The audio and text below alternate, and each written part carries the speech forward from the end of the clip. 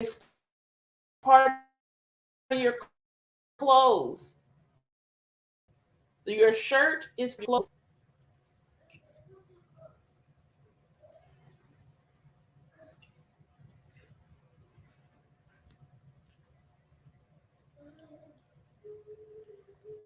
Okay.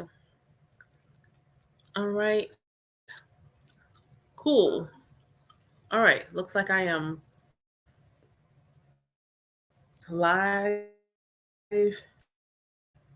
everywhere. Live and with many faces live in a little bit. So I'm doing this live in both locations. So if you see my eyes doing this, it's because I'm looking into different. I'm doing. Hold on. Hi. Hi. Good morning. Yeah, it's still morning. It's not afternoon yet. Here. Now go put your clothes on. Mommy's working. All right. So the tube of hey, okay, cool. So I've got Tiki Taki's in, YouTube is in. So I'm gonna go ahead and Jaheem, do what I told you to do. And put your clean clothes on. Thank you. Good job. Okay. So, all right. Hi, everybody. Happy Tuesday. Happy Mars Day. Hope y'all are well. Mama's hair is wet. It's wet. The AC is on. So yeah, this is what you get today. But don't they look luxurious? Can we get into the texture real fast? I know this is not about my locks, but yes, can we get into the lock texture? Okay. So, um, I'm gonna try not to be on here an hour and a half today, but today I wanted to just chat a little bit with y'all. So one of my godchildren, she sent me a video, and the video was one I had passed by a while ago regarding. Uh,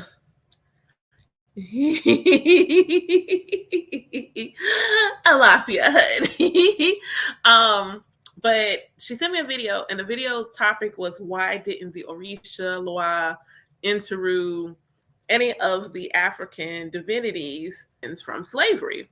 And so I watched the video, and I had come across it before, and I was just like, not sure if I was going to watch it. I think I tried to watch it a couple of times, but because one of my godchildren asked me my thoughts, I was like, okay, let me just sit and actually watch it.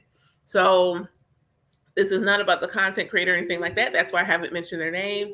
And if someone, you inbox me, whatever, I'll point you to the video, and you can get your own thoughts, feelings, revelations from the video itself. But the synopsis of the video in short was regarding a rejection of the divine feminine, and that being the trigger, the catalyst to why why slavery was allowed to take place. And they touch on a couple of things. They talk about the Sibyls, they talk about the Iyami. They touch on several different aspects of the divine feminine within this video. And so I watched it, and I never really take things immediate. Like it's just, there you go, live's coming back. Sorry, y'all. I don't know, my internet's being wonky. But I never really take things immediately at the face from the source whenever I can. So when I listened and I looked and I was like, okay, what is this message saying to me? So one of the things that was touched on in the video was that the Iyami gave them the power to colonize and enslave Black people, and that it was punishment and so in retribution. So I went, thankfully I can do this. I went directly to the source, and I asked the question. I asked the mothers, is this true? Hi. I asked them, is this true? Did you give these people the power to enslave and colonize us? And it was a hard no. Like, if anyone knows, like, it was a hard no. It's an Oyeku. We didn't do that.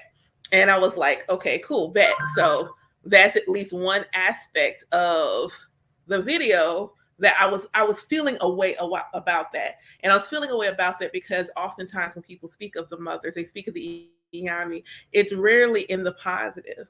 They rarely speak of the mothers in a positive sense. And so they always speak of them in a sense where there's something to be feared as opposed to someone to be nurtured by, someone to be protected by, someone to be cared for by. And so I felt a way. I felt a way. And so I wanted to get confirmation of that. Now, that was not to say that it didn't make sense that a disconnect from the divine feminine could have been the catalyst, the trigger for certain things to take place.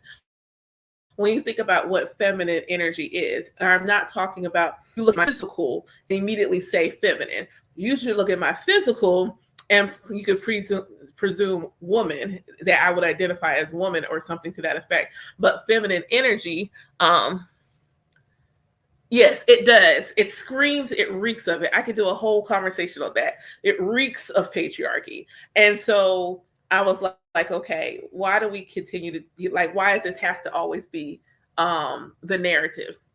So I'm sat there and I was like, okay, what?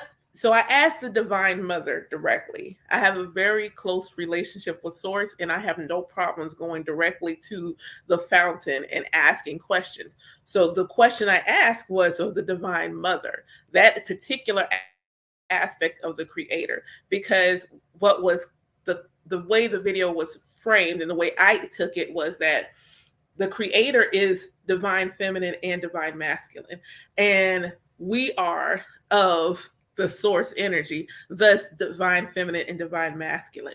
And when you disconnect from an aspect of yourself, you throw things out of balance. So when you disconnect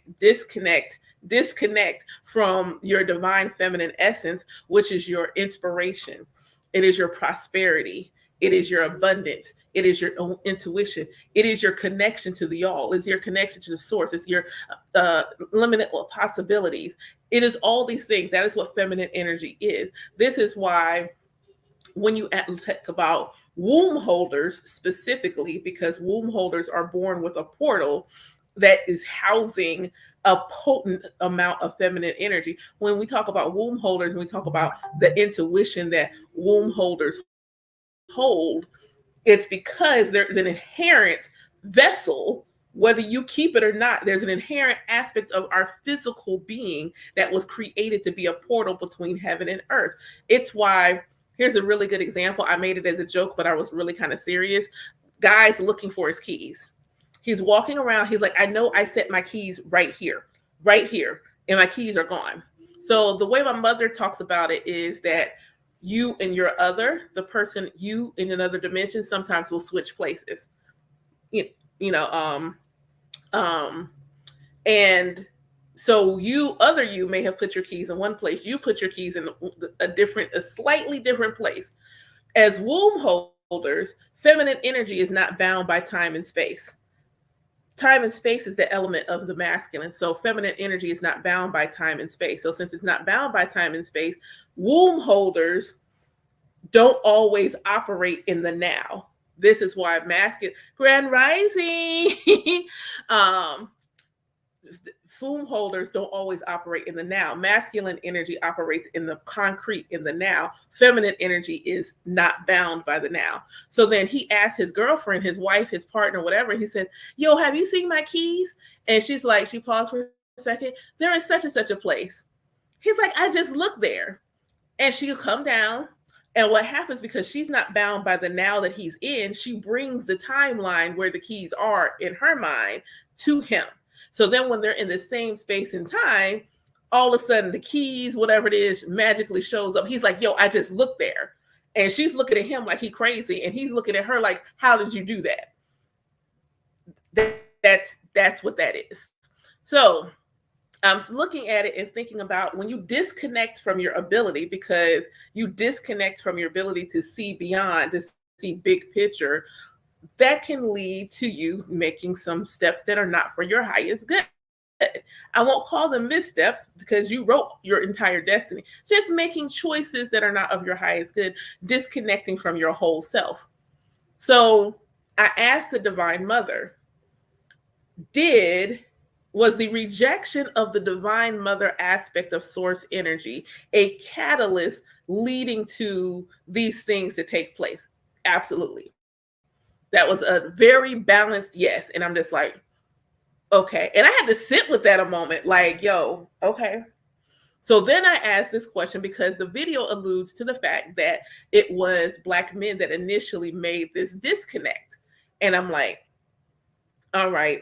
And so I asked, was it Black men first? Like, did this get brought to them, or did they do it first? And then there was a, you know, sequence of events. Exactly. And so, and it was yes. And you know how sad that made me.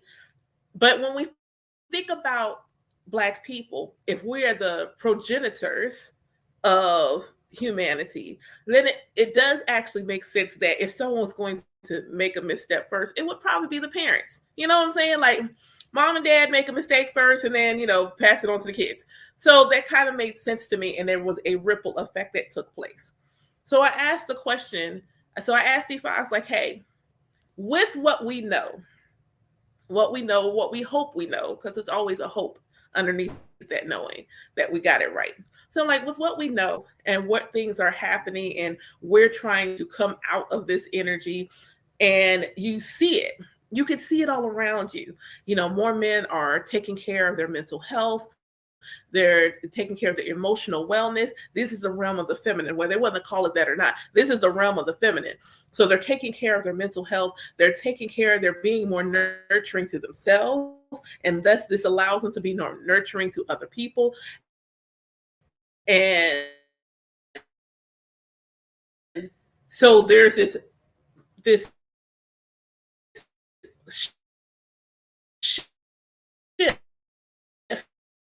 in energy happening. And so I asked, I was like, what do Black wounds and the trauma that's stemming from slavery, from colonization, how do we heal this? And the most perfect Odu came up. It was Irosun Meji. And I was like, why is this perfect? Why is this perfect? Why is this absolutely the most perfect Odu to come up when you ask, what do Black people, what do Indigenous people, what do all people need to do in order to heal from the wounds of slavery and colonization? Irosun Meji. So from a metaphysical concept, because when you talk about African spirituality, calling it simply a religion is kind of like a misnomer. It is a spiritual science. It is a spirit. Always on all of the traditions are spiritual sciences that look at the connection between spirit and nature and our physical reality. So Irosun, it talks about our ancestors. So when we ask the question, we look at it in the scope of the question. The question was, what do Black people, what do people impacted by colonization and slavery need to do in order to heal? The immediate Odu that comes up is in the realm of the ancestors. This is embracing, honoring the ancestors, but it's not simply just that. Because in loosely translated, Irosun Meji talks about menstrual blood and the power of menstrual blood and ritual. So who has menstrual blood? What does menstrual blood have to do with? This is the feminine aspect. This is talking about coming back to the divine feminine. So it's honoring the ancestral legacy of honoring the divine feminine aspect. It is going back there. When we look at the Odus in the Orisha tradition, Irosun is the beginning of the new cycle. Each cycle has the birth, death, rebirth, and transformation in it. So Irosun is the beginning of a new cycle. It's a new birth. So this is a new birth in consciousness. So what do we need to do in order to heal is we have to be born again with a new mindset, because your consciousness is your mindset. It's how you perceive things. It's how you think about things. So it's like we have to have this new birth in consciousness. We have to have this rebirth in our mindset. We have to have this rebirth in how we think about things. And we can only do that by embracing the sacred feminine. We have to do that through embracing the feminine principle, understanding the power that feminine energy has. and understanding our connection, our inherent connection to the feminine. We are not separate from it. It doesn't matter that feminine energy has zero, absolutely nothing to do with gender. It is a God principle, just like masculine energy is a God principle. The masculine and the feminine coming together, coming together. I saw this very much reflected on Sunday because the assignment that I gave my godchildren for that particular session was they had to write a letter to the God of their understanding and tell God what they wanted that relationship with God to look like. What does a relationship with God look like for you? Because it's personal. If you are sitting to have coffee with God, what does God look like? How does God present to you when you think about God? And it was the most beautiful cornucopia of infinite possibilities in how God was showing up for them. One person saw God as simply the cosmos. Like they said, if God was in front of them, it would just look like the cosmos. One person, she didn't get a chance to share, but I thought hers was really interesting because she describes God still as a he, because she grew up in church. So she described God as a he, but then when she described the personality of God, God had very much this nurturing and loving and caring and emotional feminine aspect. Visually he, but there's this feminine essence into God's personality. And I said, so God's a gay man. And she said, oh my God, yes. And I'm like, okay, alrighty then. Somebody else said that God was androgynous. That God, when you look at God, sometimes you would look at God at one angle and you'd see maybe masculine. You look at another angle and see simply feminine. And it was just this beautiful. It is this coming back to the reality of the vastness that your creator is, because God can't be limited. And I think that's where we get so stuck. It's like, well, God is a he. So is God he or unlimited? Because can't be both. God cannot only simply, possibly only be this one thing if God is all things. God can't be simply one thing if God is all things. And it is the forgetting of the limitless nature of the creator, forgetting that not only is the creator bringing things into our physical reality, but nurturing it in our emotional self, mental self, spiritual self. When we disconnected that, we disconnected from part of who the essence of the source energy is. And so then you keep honoring one facet of God, and God's like, the other facets like, so you just gonna forget I'm here. You just not gonna pay me no attention? You're literally not, you're not going to pay me any attention at all. Like, you're just going to ignore me. I got you. And what's wild is when I listened to the video, one of the things that she said was that the oracles, and traditionally in most indigenous traditions, the oracles were all women. So the oracles were coming to the kings, coming to the chiefs, coming to them and telling them, hey, you need to be aware that these people are coming. You need to be aware that these people are coming. So when I look at the title of the video, why did not the Orisha, the Loa, or anyone else come and protect us? They gave the oracles the message. The oracles came through and said, hey, these folks is coming, and they're not coming. They're coming. They're not bringing good tidings. They don't mean you well. You should be mindful. And then because they had disconnected from the feminine, why in the world would they listen to their oracles? If they had disconnected from the divine mother, if they had disconnected from the sacred feminine, why would they then listen to their oracles, who were a physical embodiment of that energy? So then here comes back to the Odu. So the Odu talks about traps. It says, speaks on traps and listening to advice. It's one of the first things you see. It speaks about traps and listening to advice. So when they didn't listen to the advice given to them, they fell into a trap. It warns against arrogance. What happens? Like, I don't have to listen to the divine mother. I'm only going to listen to the divine father. Arrogance. You listen to both. It's not that one supersedes the other. You listen to both. You listen to both. You listen to both. You listen to both. So then, but it comes with the medicine. It comes with the guidance. It comes with what it comes with blessings. It comes with blessings. It's like, hey, but if you pay attention and you listen to advice, so the advice is still out here. The advice from your intuition, the advice from your spiritual team, because anything connected to your spiritual practice is feminine. The actions you take as it relates to their practice might come from masculine because that's action and will. But you sitting in meditation, you receiving downloads, you trusting your intuition, you knowing that there is a connection to the all and to the source, that is you operating in your feminine. You're not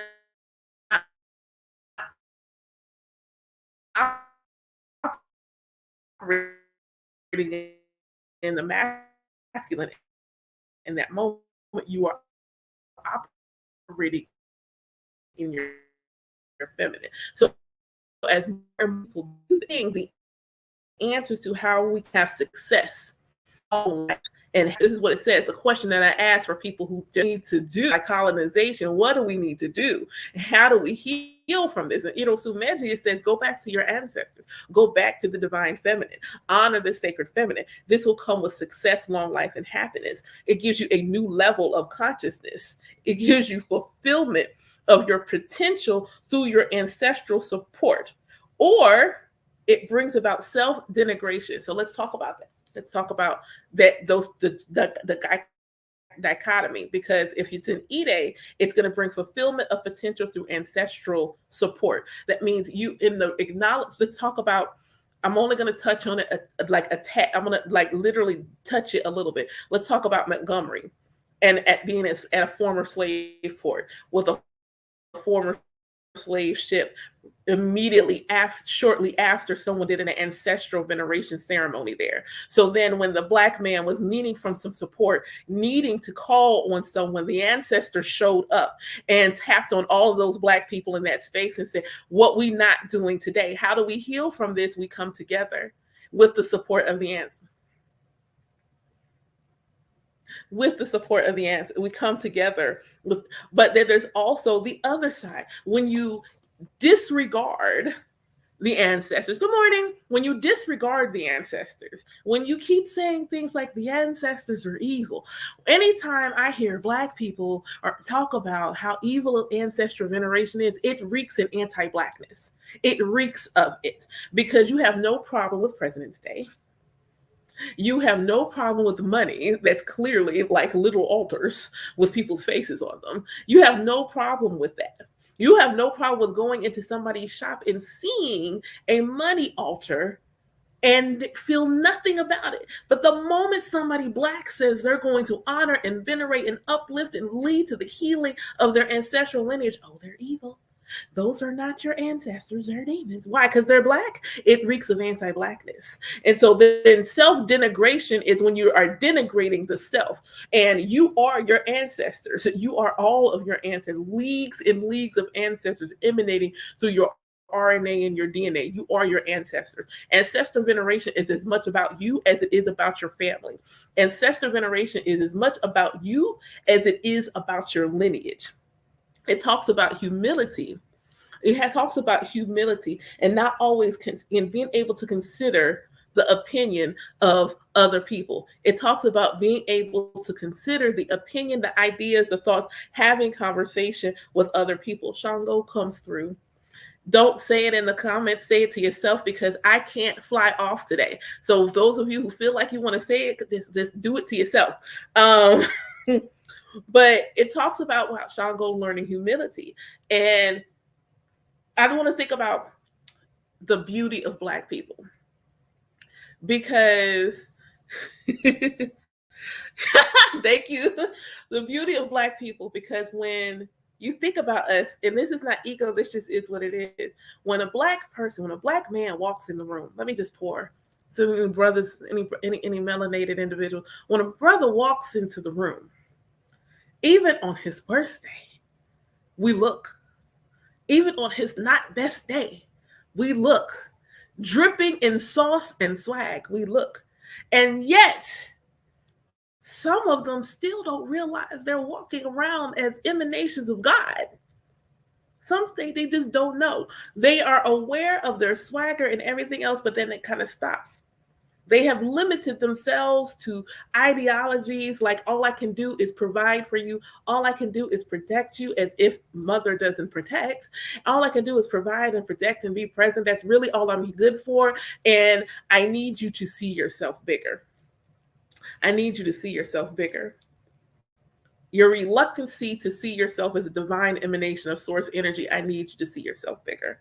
This also goes to Black women who everything about them keeps being emulated. Every single thing about Black women. Let me have your hips. Let me have your lips.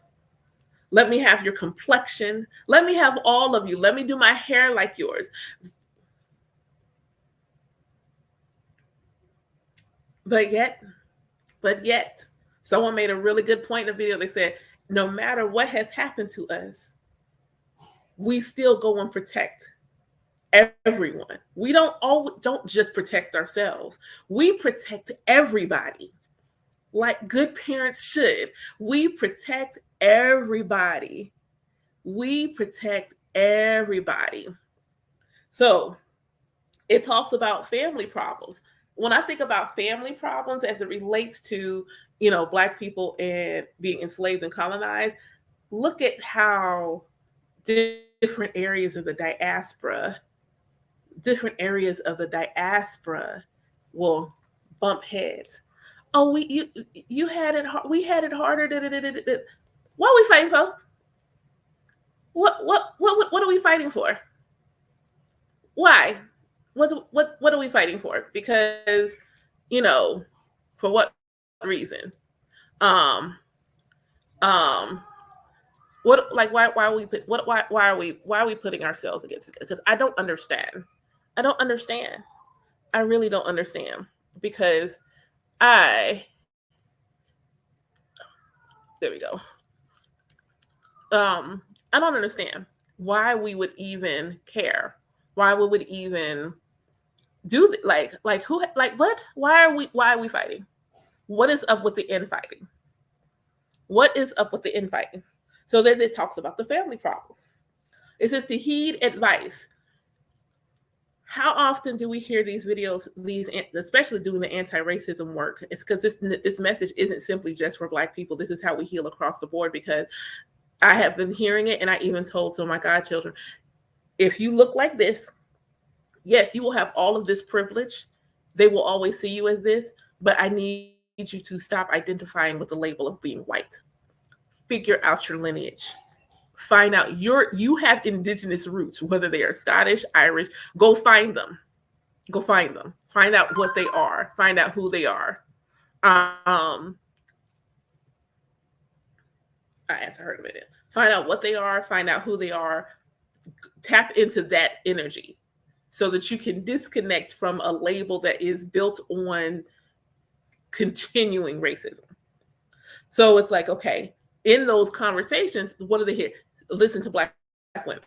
Listen to Black women. Listen to Black women. Listen to Black women. Listen to Black women.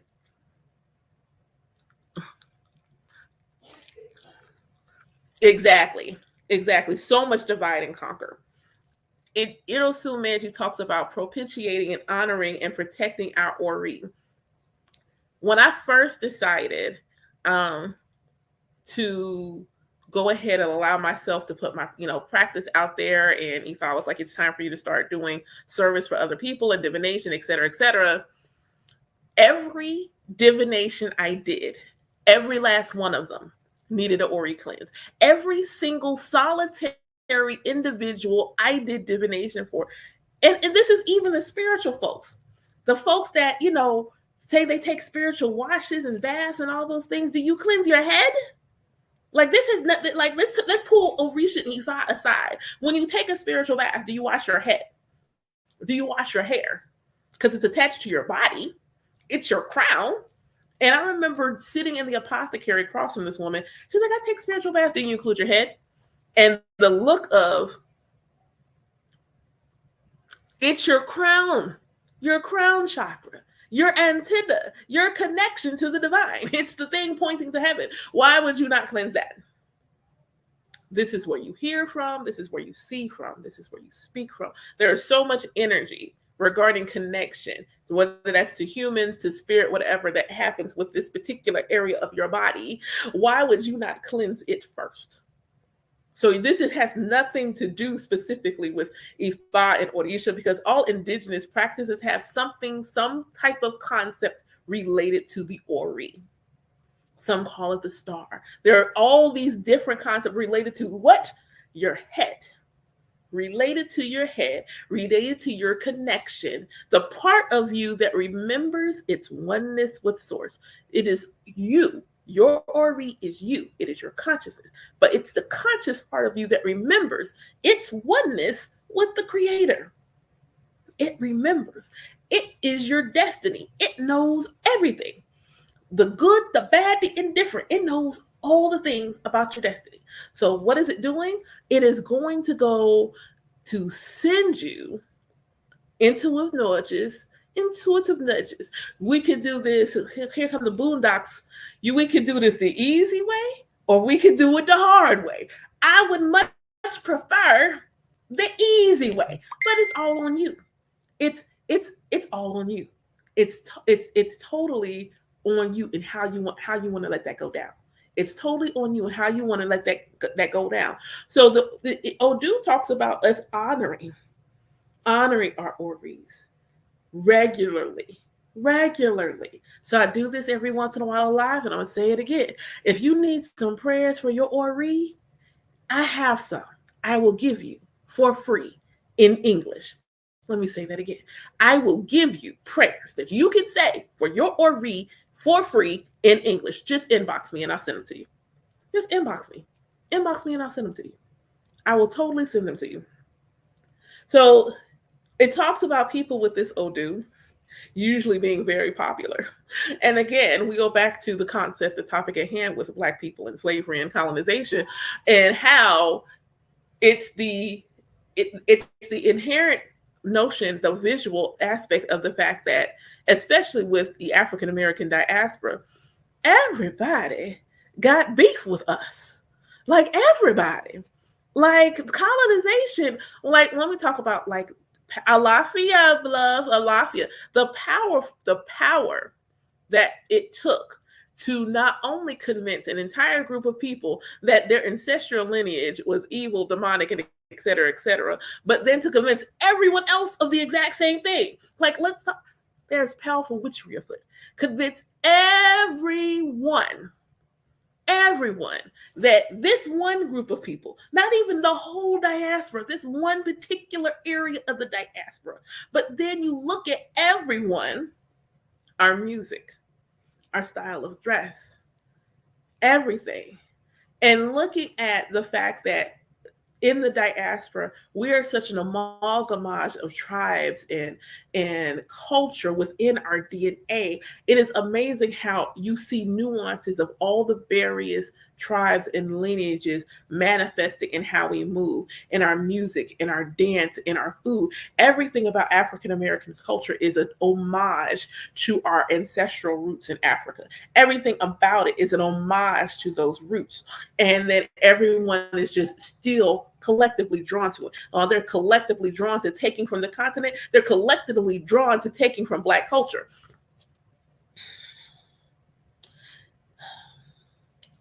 Advice here is for us to have patience, to exactly. I went to a soul food restaurant and there's a whole, like a treasure trove. Yes, that lack of community. So advice that it speaks of keeping our mind clear of evil things, being patient, and noting that nothing is permanent. It talks about persistence being the source of our E-ray, persistence being the source of our good fortune. And look at Black people.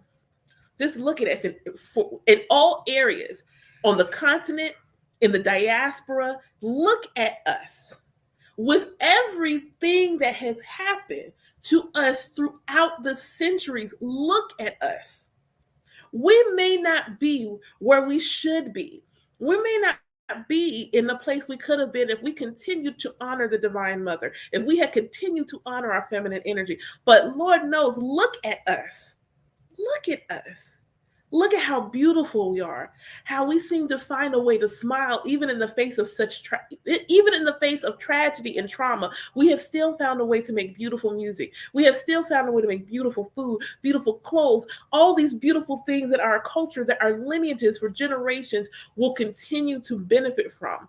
All of these videos where we look at people say, if you're a racist, don't use anything invented by Black people, and look at everything that has to leave some of these homes that is a bit like, look at us. Look at us. The advice, the medicine, honoring the Divine Mother, reconnecting to your divine feminine, understanding the sacred power that feminine energy holds. Honor your ancestors. Even if all you do is a yearly ancestor ritual. Let me go ahead and continue to manifest it. I want to do one in my city.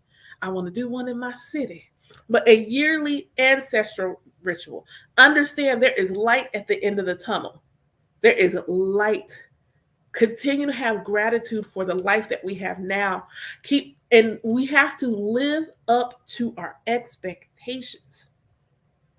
Living up.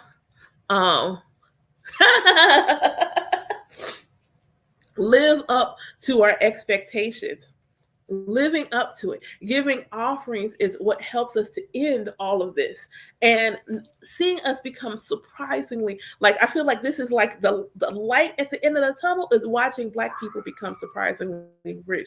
When you look at these countries in Africa beginning to unite, beginning to stand together, it's already happening.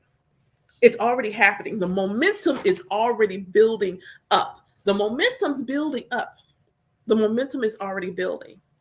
But we have to start, even in the communal aspect, understanding, reconnecting with the sacred feminine. We have to start reconnecting and honoring her and honoring how she shows up in our life, how she shows up in our being, how we are one with that energy. We have to disconnect from the idea that feminine energy has anything to do with gender, how you dress, how you look, your clothes. It has absolutely nothing to do with that. Being in our feminine energy is a state of being. Feminine energy allows you to be yourself with full audacity, because feminine energy is limitless potential. It allows you to be yourself with all the fullness and audacity, to walk in the room knowing, shining, emanating in your truth, in your light. It is what allows you to trust your intuition. Feminine energy is receptive. It allows you to receive not simply downloads, but advice. It is receptive energy.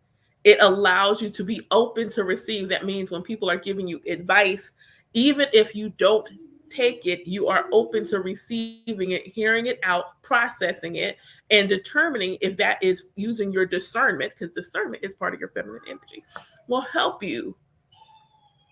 Then you're knowing how to move from your feminine into your masculine. You've gotten the download. You've received the inspiration. What are you going to do with it? Real life example for myself. Somebody gave me the suggestion that I needed to create an opportunity for people to be friends with my Elay. They may not want to initiate, they may not want to take class or anything, but they want to support me in some way, shape, form, or capacity. They just want to be able to support. So I needed to create an opportunity to do that. Okay, cool. That sounds like a really good idea. I don't disagree with that. What do? I go to Spirit, like, hey, is this an alignment? It sounded like a really good idea. I think it's really great advice, but is it an alignment? Is this something that y'all agree that I should be doing? Yes. Okay, cool. What did I do? I did then went to my masculine. It's now on my website, like immediately. It's literally on my website. Really it's on my website now. Like, I just went ahead and added it on there. I just haven't done the content yet to say, hey, if you want to support my Elay, boom, this is what you get. I haven't just done that part. But I took the download. I got the advice. Felt it in my body. am like, okay, this feels nice. This feels good. I still did what I was supposed to do. I went to the altar. Hey, shake them up, shake them up, shake them up, shake up. Boop. Should I do this? Okay, cool. We got a good. Yes. All right. Awesome.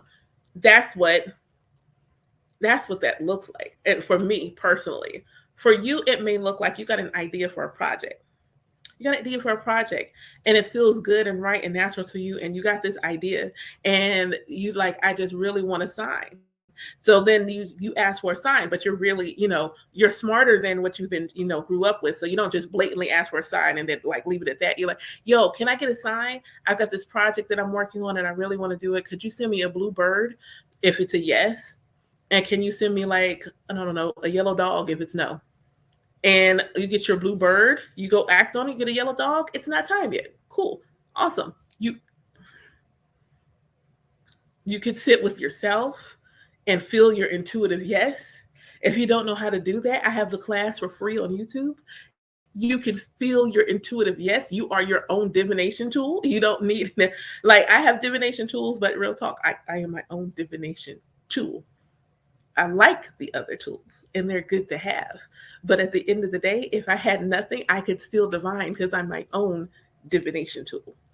So being able to be that, walking around knowing that you are a sacred altar and adorning yourself as such and treating yourself like the divine altar that you are, understanding that self-love is an act of worship.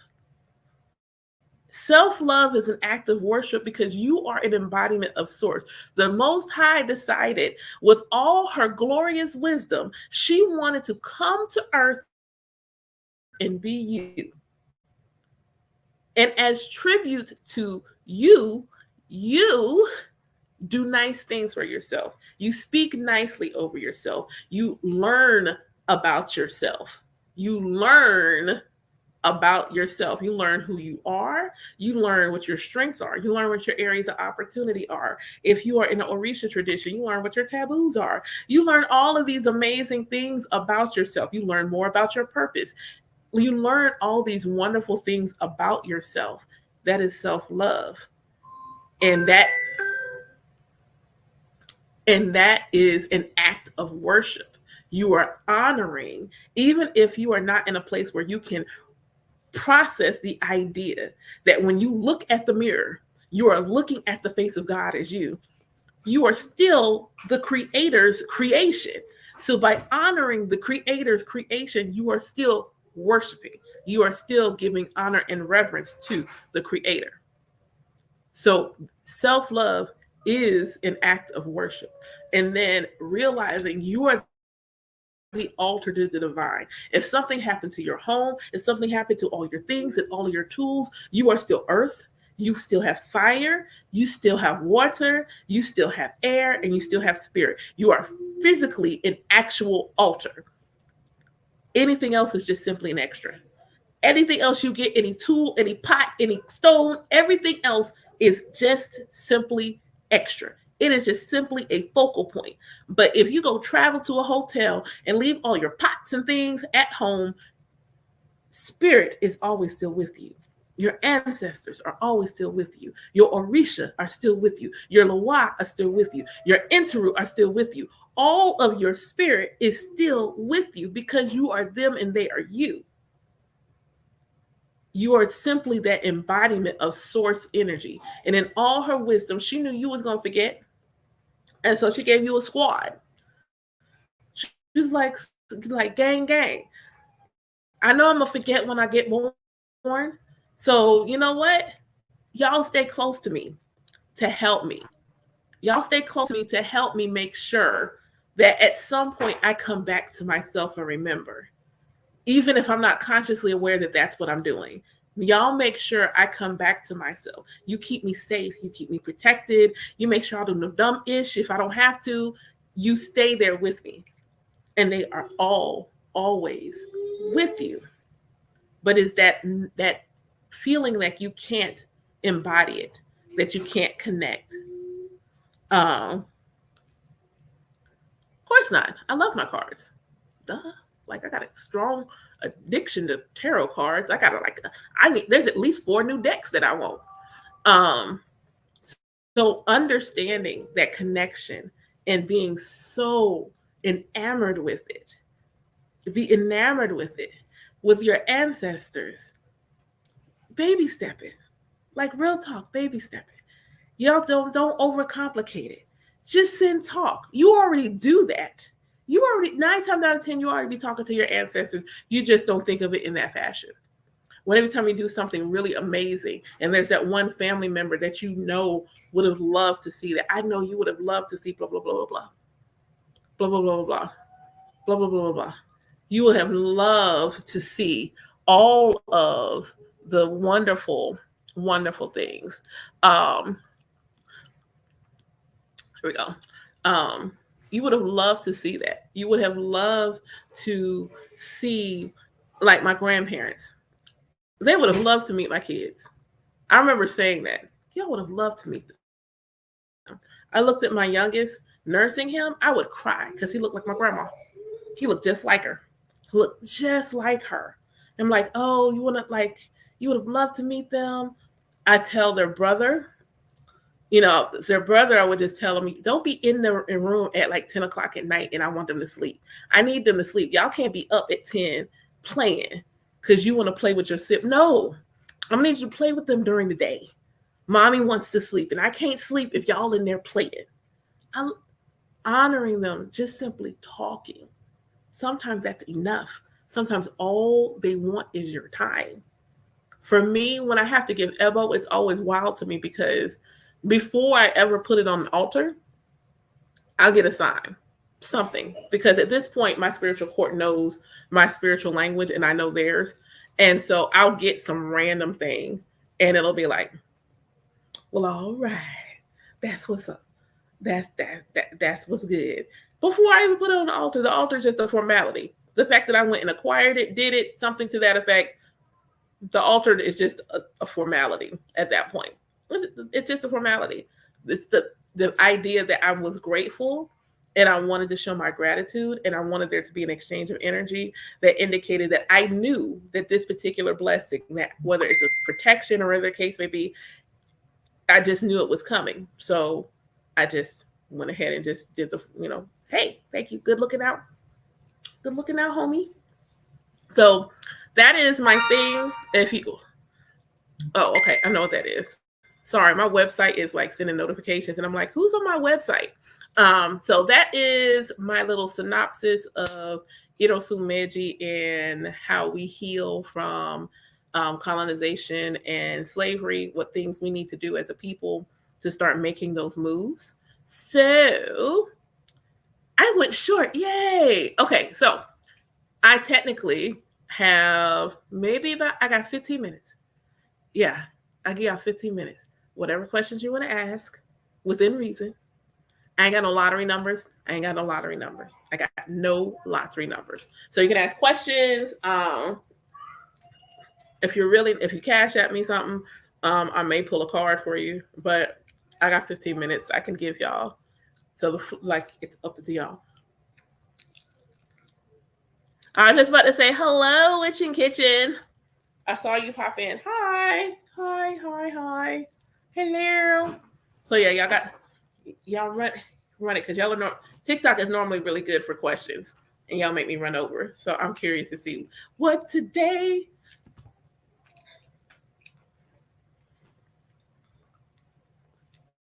So any questions?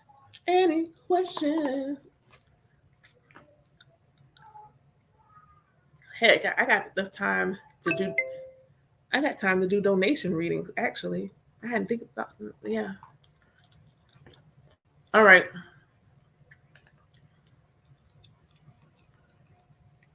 Oh, that is such an amazing. Oh my God, there's so many. There's so freaking many. Okay, you got time? I got time. So wait. So I want to do Black Men's Retreat. I want to have like either a house, a cabin. I've never been to a cabin, so I don't know what my allergies gonna do with all that wood. But I just want to go to someplace nice, and I want to do a healing ritual for Black men specifically.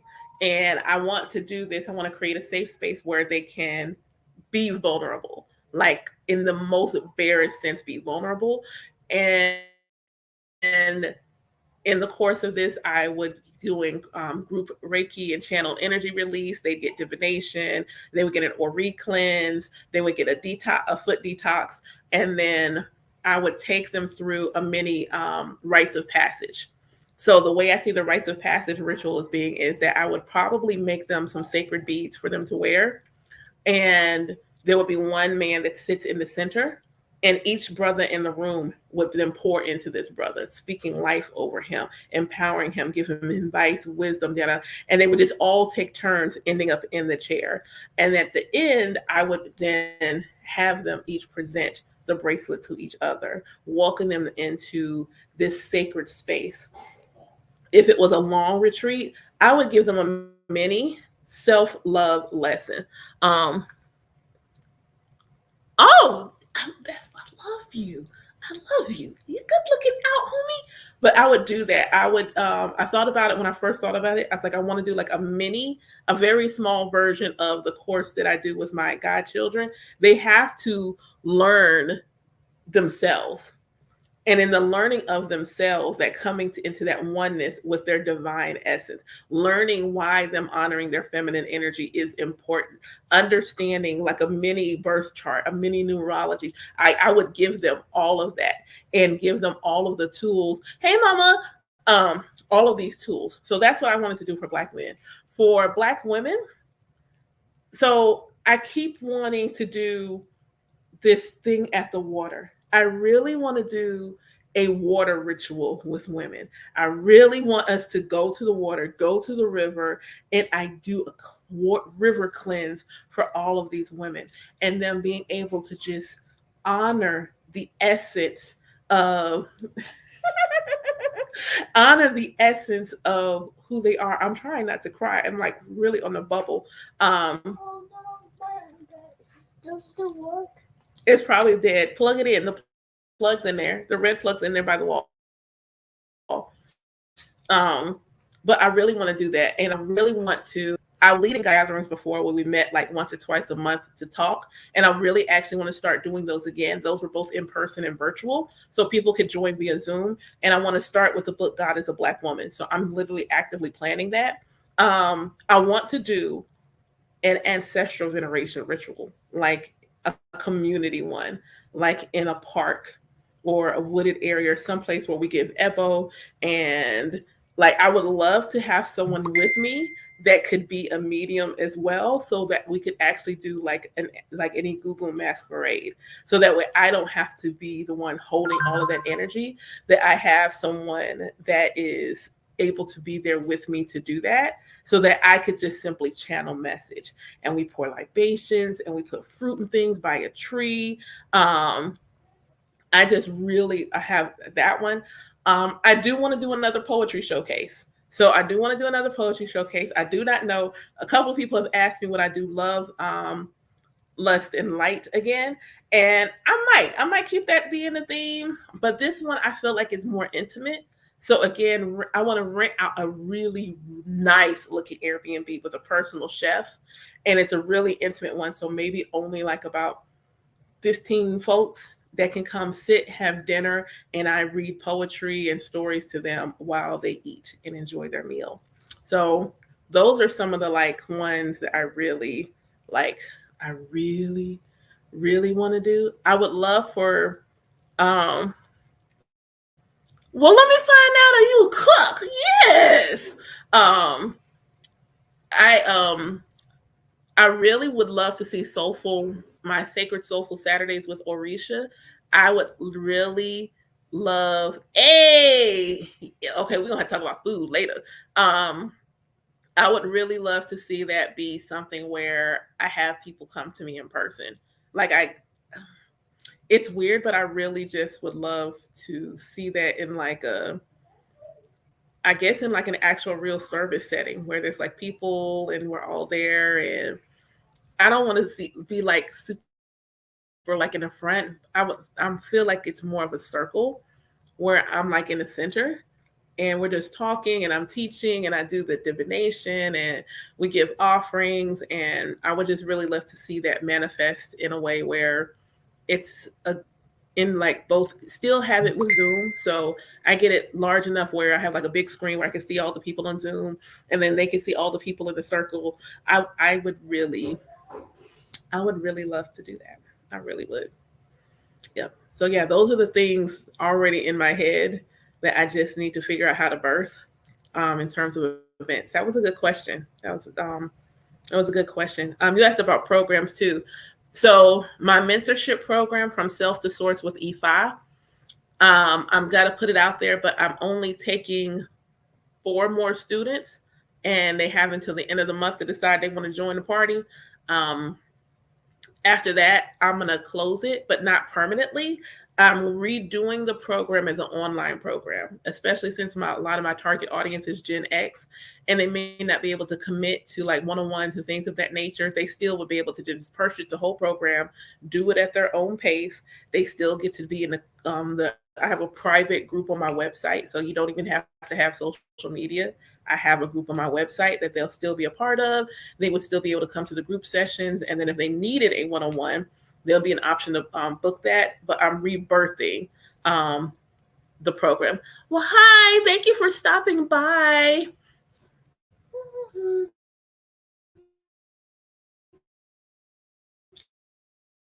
But I'm rebirthing the program. So, and its current incarnation, I'm letting about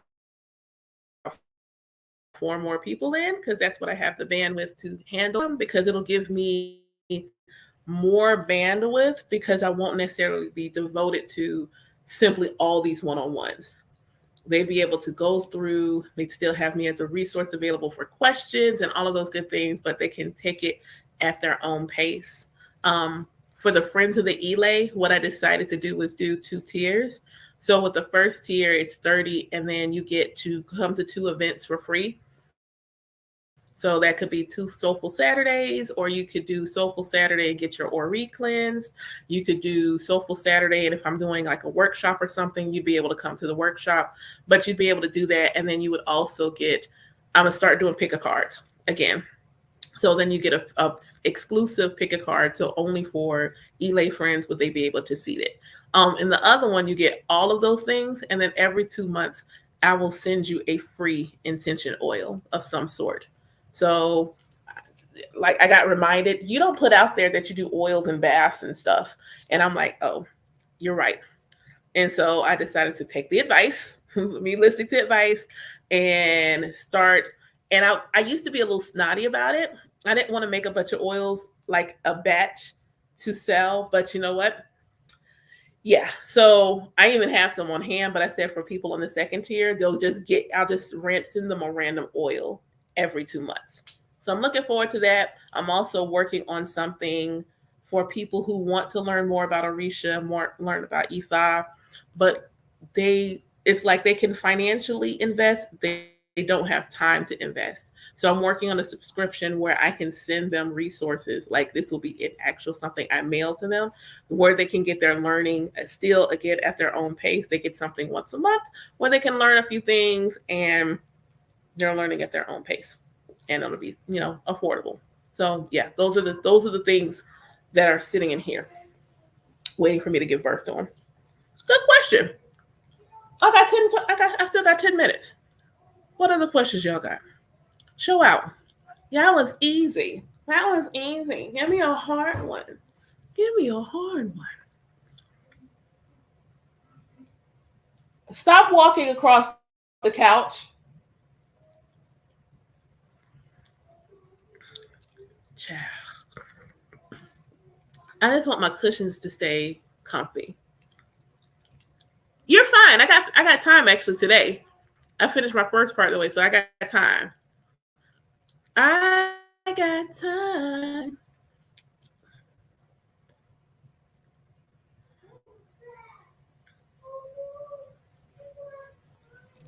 Okay, I don't know. Okay, he's watching TV. He's watching nothing. Yes, that's your time. Okay. Everybody's good? No? You don't want me to pull a card for you? Nothing? Y'all so fun. Y'all so sweet. Y'all don't, and y'all not holding me hostage. I love it. Oh, I honestly have no idea. And that's so sad. I don't know enough about other places. So I can describe to you where I live. I can describe not like I can describe what my home looks like in my head. Does it still work? What? Does it still work? Does what still work? Does the iPad still work? It should. Did you plug it in? Yes. Then let it charge. It'll work in a minute. You have to let it charge. So it has time. Okay. Um so my house is so first off the land. Um I don't do well at geography and geometry and like measuring. So it's a lot of land. And it's enough land where there's my house on it, my tiny house, and then at least two other houses. And these are two houses for family. Oh, I want enough land to where it's our family land. And no matter what's going on in their life, if they end up in a spot financially and they just need a place to stay, they will always have a house that they can come back to and stay. So I want to be able to have enough land to have three regular size and one, you know, small house. Um, there's garden where growing like vegetables and fruits and herbs and things of that nature. There's a nice amount of trees, not so much where my allergies are off the hook all the time. Um, thank you. Um, a nice amount of trees where I don't have to feel like I'm going to lose my allergies are gonna like run me ragged, but enough trees for like shade. Every house that I've lived in has a nice shade cover. So it might be sweltering on the street, but my house, it's not as hot as it is everywhere else. And it always keeps a nice breeze always year round. Um, my house, the patio is red brick because I saw it in a vision. The back patio is red brick. I have a nice big window, kind of like what I have now, a nice big window where I can see the red brick patio.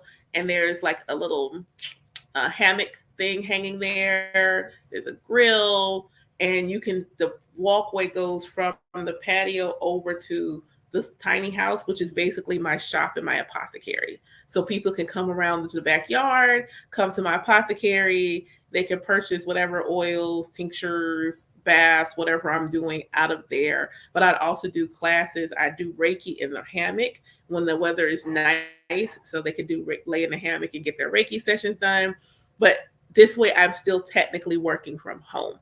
And I do there. I'd probably go out there to do classes and things like that. So to have a nice little area with a big screen where I'm doing my classes and teaching, or people come to visit me there.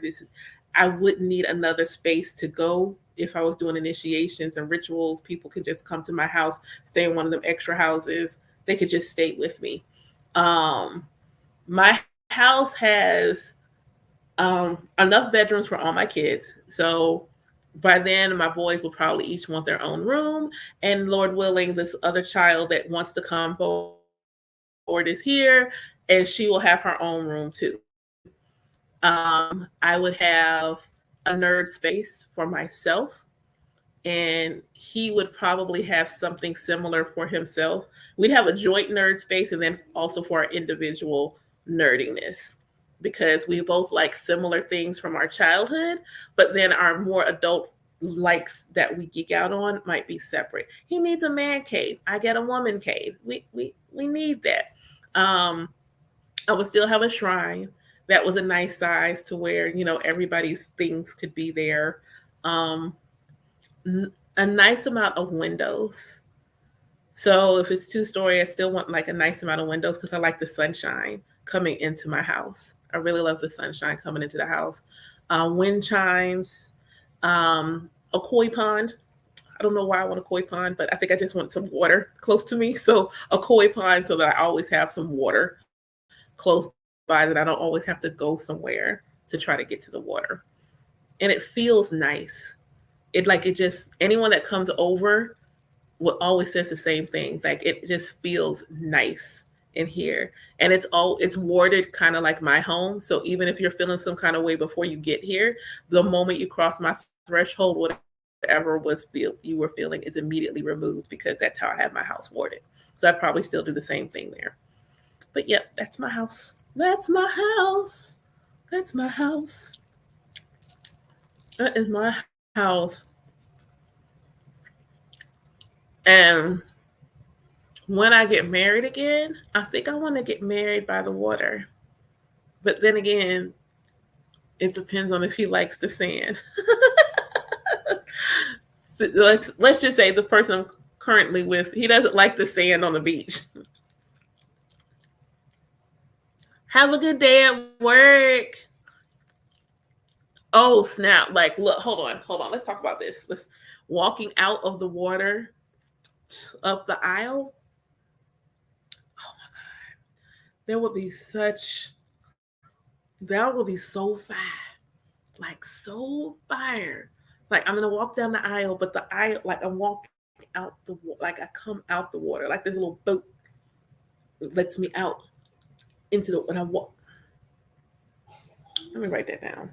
let me write that down, because that look, we got right.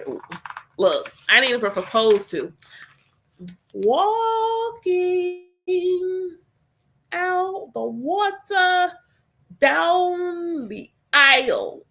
Yeah, yeah. You know how hot that was? You know how hot? And what's funny is that you say that. So, you know how Facebook gives you the memories? One of my Facebook memories around this time of year, a couple of years ago, um, what I was, posting wedding photos. And so one of my wedding photos is me.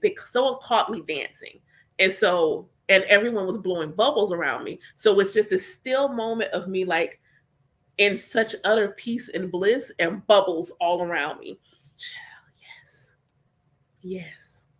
And I'm like, she didn't even know. Like me then, I didn't even know. I had no, like, I didn't even know. I look back at that picture. I'm gonna share it because I was fine. I don't care if it's an old wedding picture. I was fine as F that day. Like the girls was giving all that they were meant to give. The dress was doing all it was supposed to do. My lock, well, then it was faux locks. My faux locks were like still giving storm realness. I gotta post that picture. I gotta post, because it's one of my favorite pictures of myself. It's one of my if you go follow me on Facebook, I'll post it on here. I'll download it and post it on TikTok so y'all can see it. I'll post it on TikTok so y'all can see it. Cause yeah, it's worthy to be seen. It's worthy to be. It's worthy of being seen. It's a lovely, luxurious, dripping in goddess, and I'm like looking at him like, oh my god, I was always a goddess and had no idea. I'm like looking at myself like, how did you not know? How did you not know this about yourself? Because I'm looking at me in the past and I can see it. I'm like, you're god darn stunning. You are god darn stunning. Girl. Okay.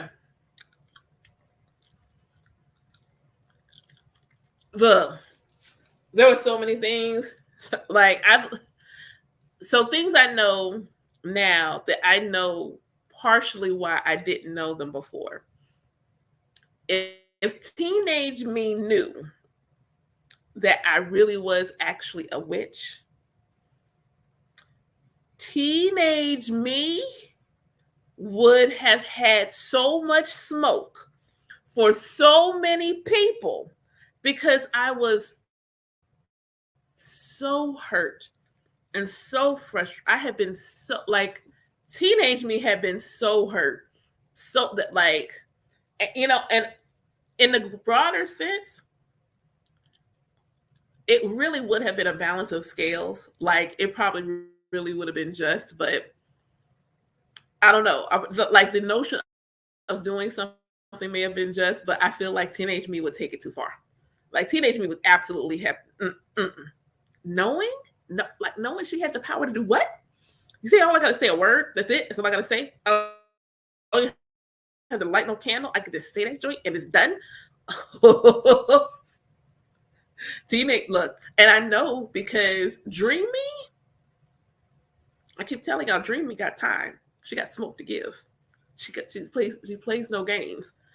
She plays no. Apparently, one of my god siblings told me that part of my lineage comes from a tribe of galactic warriors. And it's funny because the on my dad's side of the family, they all have the same middle name. Um, a big advance every so many years. So, but like in my gifts, like in my spiritual gifts, so this is the way people are going to probably think this is really crazy, especially people who've gotten divination from me. They're going to be like, what? What do you mean? So I don't have any memory of anything overtly psychic or spiritual as a child. And a lot of people who have gifts at my age have memories like they had them, but I don't have a memory of them. The things that were consciously present is I always had really vivid dreams, always. That has never not been the case. Vivid dreams where I can remember them in massive detail. Um, and because I'm intelligent, like technically I could probably test to be genius, but because I'm intelligent, I think I didn't realize it. I didn't know what claircognizant was. So sometimes I would just know I would just know stuff, and I just charge it the fact that I know I'm smart, so I just know stuff. That's always what I charged it to. I'm smart. I know things, and if anything, that's the one part of me I may have dumbed down because who wants to be the nerd in class, especially if you grew up in the 80s. We didn't want to be the nerd. I was already dark. I needed to be dark and a nerd. I needed to pick a struggle. Like I needed to pick a struggle. But other than that, I've always been a bit empathic. Like I was always the one who cried because someone else was crying and things like that. That's it. I didn't see a lot of stuff or anything. Um, Thank you. And apparently, I'm still not shining completely. Like this is still only a fragment. I keep getting that message: shine more, shine. There's still some more stuff in there, and I'm like, oh, okay. Like the oils, I'll show them to you because they're right there. Like the fact that I hadn't posted oils in a minute was just wild to me. I was like, it's been a really long time.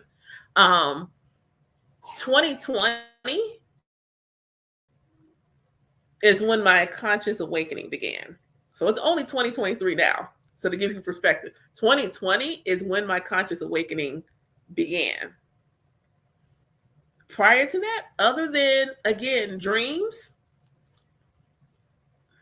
and it was like 2020, the moment I said the words, I simply want a relationship with God where I don't feel like God hates me. Because that's what my first mentor asked me. What do you want? I said, I want a relationship with God where I don't feel like God hates me, and then I'm always in trouble. And it was like the universe said, say less, she's ready. She's ready. Every Claire manifested simultaneously. Every single last one of them. From clairvoyant to clairtaction to claircognizance. I'm a little clairgustin. Like all of them manifested at once. I'm thankful in the way they manifested. Like I listened to other people talk about how their gifts showed up and things that they were perceived. No, but everyone, like if someone asked me my dominant clair, it depends on the day. I have a little touch. I have a little bit of touch. I have smell, occasionally taste. I'm clairvoyant. I'm clairsentient. I'm clairaudient. I have every last clair in a significant amount. When I go live, y'all have no idea how often on live my ears are ringing off the hook. It'll just be ringing. it was funny because my clairvoyance is most dominant in my dreams. Occasionally I get like a flash or something, but it's most dominant when I'm dreaming or when I'm not really like paying attention. But her sight is really like, and she's sitting there. She's like, "What's going on with you today?" I said, "What do you mean?" She said, "You got a lot of folks over there." I said, "I always have a lot of folks. Anybody that can see, and I let myself be in a space where they're allowed to see, they always say, I always have a lot of folks, a lot of energy." Someone saw them as orbs. She said, "Why is your room full of orbs?" I don't know what to tell you because they like I don't know squad like I don't like I don't know what to I don't want to tell you. I got a sound bath and she came behind me to like she was my eyes were closed but she was coming close to me and she said for a minute she couldn't get to me because there was someone behind me like, "Who is you and what you doing?" And so she had to like, I'm okay. I'm just gonna hit the little, and they let her come. But she said, "Yo," when we talked about it after, she's like, "Oh my God." She said, "You are like," she said, "when the protection is like wild." She said, "There's one giant beside you, like he's just massive." And more than one person has said that, and I'm just like, I just have for knowing that I'm not by myself. That's for me. That's it. Like I just simply have a knowing. Every once in a while, this feels like I regularly feel like I'm hugged regularly. This year, when you asked about an upgrade, I would say every year it's upgraded. Um, yes, like I've had an upgrade definitely like every year. Um, yes, yes, I am. Specifically, EFI. Um, I've had an upgrade almost every year, like almost every year. But this year was the most notable upgrade. Um, this year was the most notable upgrade. My third eye went into like, yeah, like I had to do some actual exercising and some fasting and some things to get my physical body to where it could handle the increase in my ashe because it was just a lot. And it was like days I couldn't even sit with my physical eyes open because my third eye is like here. That's what it feels like. My third eye was here. And that's because she's so big and she has her lashes done. Like that's my perception of my third eye. My third eye gets her lashes done and she has like a really amazing winged eyeliner.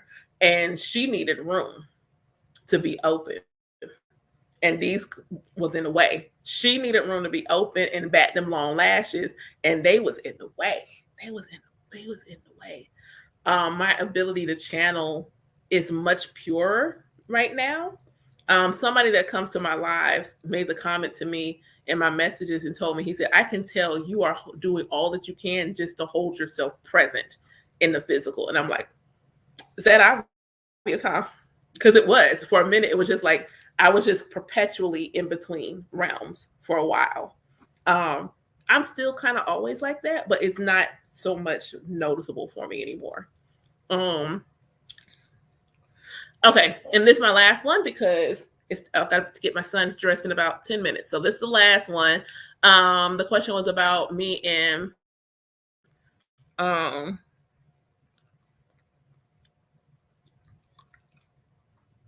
indeed.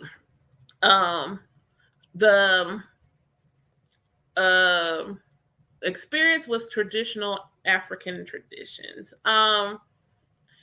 So African spirituality came to me in a way that allowed me to be myself in a way that is just completely loving. So when my conscious awakening began, it did not start with African spirituality the way it does with a lot of Black people in the diaspora. It started with myself. So my first exposure was, or things from my childhood came back to me. I liked astrology and numerology as a kid. Those are the first two things that came back to me. So it literally started with me getting to know myself. The more I got to know myself, more then African spirituality started to show up. So of course, the Orisha was probably the first thing that I noticed. And what I noticed was they made sense to me. That's the best way I can describe it, is they made sense. When I understood from a broader perspective and stepped away from the Abrahamic tradition, and I wasn't raised Christian, so I can't use Christianity because I wasn't raised Christian, but that God is in all things, and that indigenous cultures simply understood that there were emanations, aspects, facets of the consciousness of the creator out in creation, and they simply had names for those particular aspects. So even like when you think about the NTRU or the Egyptian gods, they are not gods in that they are individual gods energies. They are all aspects, faces of the one supreme God. There's still, in all of these traditions, they have one supreme that is emanating in all these different phases and archetypes and energies, and that they just have a name for which energy they're interacting with. So when I understood that, the Orisha just made sense to me. Okay, so when I'm looking at the wind blow, or I'm taking a breath that's oya, okay, all right, that makes sense to me. That I can rock with that. So thunder and lightning, that's Shango. Okay, all right. Like it was logical to me. They just were like, instead of just saying, because God is not even a name, God is a descriptor. If you look at the etymology of the word God, it means to invoke. So when you look at the various like the energies of these deities in these pantheons, they are simply source energy manifesting in whatever way it needs to manifest. So you think, take about from within yourself, since you are the creator walking around. So when you're feeling extra courageous, when you're thinking really bright, when you walk in the room with your chest out, like I ain't worried about nothing, then chances are you're bodying Shango. That Shango's energy showing up in you.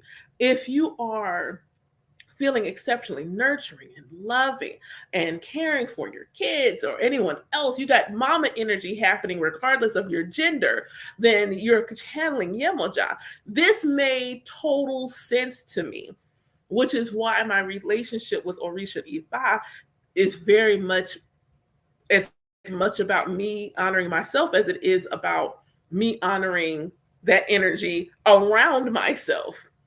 Thank you so much. Thank you for the glitter badge. Thank you for the heartbeats. Thanks. Like it's that relationship is synonymous. It's the same relationship. So when they showed up, after seeing a few posts and looking, like dreams, like, so a couple people heard this in a live before. They showed up, all of them showed up in a dream in a country western bar with an ice sculpture and like a bar, and like it's like a saloon. That's the best way I could. It looked like a saloon. That's the word I was looking for. A saloon. I was in a dream in a saloon, walking around meeting all the Orisha. It's the best way I can describe it. I'm walking around meeting everybody. Hey, how you doing? What's up? What's good? Shango always comes to me, and if he comes to me in a dream, he's always massive, like massive, ginormous, real giant. And he's real fine. He's always really, really, really fine. Black man, really long dreads. Like his dreads always come down to here. Like he is ginormous. And he's always mad kind. He's always sitting on a throne of some sort. And he's like really, really kind. In my physical reality, when I see avatars of the Orishas, Shango almost always, not every time, but almost always has the dreads. There's like 1-2 people that I'm confident carry his energy that don't have dreads. But like if you were to see the Shango of me in the dream, go follow Professor Odie. That's how Shango looks in my dreams. That's how he looks in my dream. So things I did when I was interested in Ifa, finding soul on the path of Orisha. It's Lakumi Santeria base, but I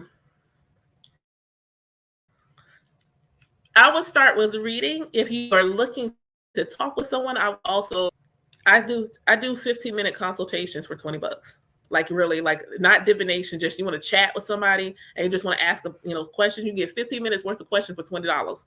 It's on my website. You can book it.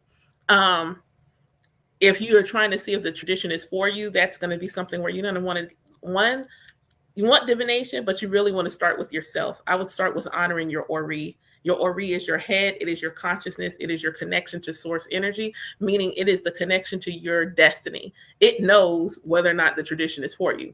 So by honoring your Ori on a regular basis, it will guide you to the elders and elders that's for you. I could easily say, oh, yeah, it's me. I might not be the elder for you. I might just be simply a gateway to you finding the right elder. Your Ori will tell you, your ancestors will show you the elder that is meant to guide and support you. Going into the tradition overall requires you to do some divination, but also do some learning. See how the people, when you're choosing an elder, you want to choose one whose teaching style matches your learning style. You want someone that's going to teach the way you learn. Some people need someone that's going to cuss them out. That's just their way. They still have an attachment to the abuse um, that their ancestors endured, unless they need someone who uses abusive language. That's just being honest. And that's the only way they can learn. So they need someone that talks to them that way. Some people need a nurturing teachers. They need someone that talks to them that way. Some people need someone that's going to break it down to them in a way that makes sense, that it's logical. It's like, this makes sense to me. This wasn't, it didn't go over my head. Some people need a teacher like that. I find that my teaching style is really practical. I try to use like scenarios. I can take a story from an Odu, but I can then help you. I can give it to you in real world terms. So there's a particular Odu where the husband in the story is looking for a wife and he wants to have kids. The woman in the story is looking for a husband. She also wants to have kids. They both, two different places, receive the same Odu and get prescribed the same Ebo offerings to give. So they're both going shopping looking for these offerings. But there's this one particular item that they need, and it's only at one place. They live in the same town, so they both at the same time end up in that same shop. There's only one of this item there. And they're both trying to get the item. He's like, I need this item because I need a wife. And she's like, I need this item because I need a husband. And she walks in and it's like, yo, what's good? What's going on? And he's like, I got to give this offering, but she needs it. And she's like, I need to give this offering, but he needs it. And as she looks at them like, so you're looking for a husband? She's like, yeah. He's like, you're looking for a wife? Yeah. No. Hi, husband meet wife, wife meet husband. Y'all come with me. So they come, they both give their Ebo together. They get married. They have children. They have lots of good fortune. The moral of the story is it's not simply about the item that you purchase sometimes for the Ebo. It's not simply about that particular item. There may be an intention for you getting that item that has nothing to do with the item itself and everything to do about the journey that you take to go and acquire the item, the steps that you take to make the offering. Exactly. It's about the journey. See? Now, you could easily have read that story in the way that was written and probably not got any of that. You probably read the story in your original translation and be like, what is this trying to tell me? But I have a particular skill of being able to take something that can be somewhat convoluted, overcomplicated, and simplify it, and it not lose any of its meaning. You still get all of the meaning it's supposed to get. I just know how to explain things well. Oh, it wasn't two Orishas. It was just they got married. It wasn't two Orishas. It was just two people. It was just two people. It was just two people. It wasn't two Orishas. Yep. It was just one of those. I liked the way it was one of those particular parables. When I read it, I was like, oh snap. That makes sense. That makes sense. That makes sense. I see what they did there. I see what they did. And like I said earlier, for me, it's generally the same way. I will go to the store and get the offering. And before the offering's even on the altar, I'm already seeing signs indicating that the blessing is already en route. It's already en route. Me putting it on my altar, saying prayer over it, that's just a formality. That's just formality. Indeed. And you know what? Most indigenous traditions are. And as time and memorial things progress, being able to take the now and like, this is what this Odu and this is what was going on. Because the stories are basically people who received that divination and then said, okay, this is how this showed up in my life. So if you get a particular Odu and then you look at how things progressed after receiving that divination, then that becomes a story regarding that Odu. That's it. That's all you get because we're gonna. Can you go put your clothes on? Like I said. Let's take your clothes off. Yes, because we're getting ready to go. Go do that now. Here. There's no chips. Go do an hour ago. Yeah, like an hour ago. Um, but like, yeah, a lot of traditions are like that where you have to be able to, and this is where like you can divine and keep it literal, or you can divine and divine. You know, I can do it's the same thing like reading tarot. I can look at a two of cups and I can easily say, oh, this is about, I can take the general, oh, this is about two people coming together, da, da, da. But if you ask me a business question and the two of cups comes up, what does the romance have to do with that business question? I need to apply what came up to the situation at hand. Like I did earlier with Irosun Meji and the question I asked about slavery and colonization. You need to take what's there, but how does this apply to the question at hand? Indeed. So if you're like looking for elder, like, by all means, I'm here. I'm here. You can do a consultation with me and we could chop it up and chat for a few minutes. If you go to my website and you don't see a time available for the consultation, just inbox me. I'm single mommy, so I'm on kid time 9 times out of 10. So that's how my schedule is built. But if you inbox me and I'm having a day where it's like, the kids are quiet, I'm good, and we can talk, I'll fit you in. I don't have any problems doing that. All right. So I love y'all. Thank y'all so much. Yes. Go to the link in my bio. My website's linked in there in my link tree. Website's linked in my link tree. Yo, this might be a 2 ponytail day because these joints look. I didn't put them up. These joints looking all nice and full and luxurious. But I have 5% battery life. So clearly that means it's time for me to go. Thank y'all so much. 11,000. God dang. Thank you for the 11K likes. You don't see a link in my bio. If you go to my inbox me, just send me a message because my battery's probably gonna die in a minute. But just send me an inbox. I'll get it and I'll send you the link. Because it should be not tapping like a tambourine. I can't. I love it. I love it. Thank y'all so much. Thank y'all ever so much. I'm gonna go take my children to speech therapy and find me some sustenance because I still ain't ate today. So find me some sustenance, and it's definitely looking like a 2 ponytail day. This is definitely giving what it needs to give. So y'all have a beautiful day, and thank y'all so much for the love. Take care.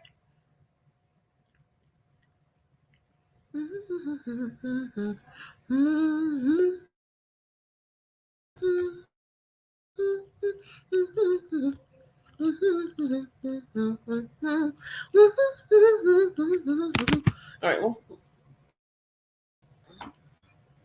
I'll go crank the car up. I mean, are you not gonna?